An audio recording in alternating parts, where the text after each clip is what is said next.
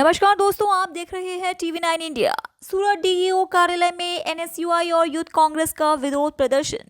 गुड़ादरा की स्कूल में पढ़ने वाली छात्रा द्वारा फीस को लेकर आत्महत्या करने का मामला।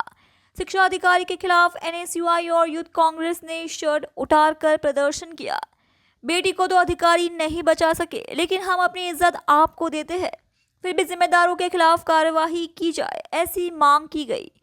विरोध कर रहे एनएसयूआई और यूथ कांग्रेस के कार्यकर्ताओं के साथ पुलिस की झड़प हुई।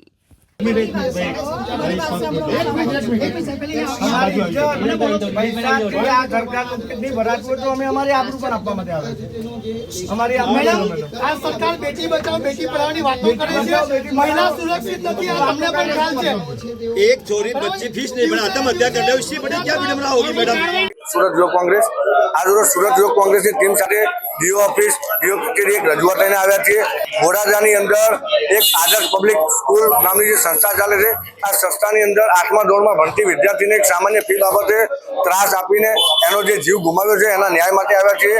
આવનારા સમયમાં જ્યાં સુધી આ દીકરીને ન્યાય નહીં મળે ત્યાં સુધી આંદોલન ચાલુ રહેશે અને ભવિષ્યમાં બીજી કોઈ વખત આવનારા સમયમાં કોઈ દીકરી સાથે આવો અન્યાય નહીં થાય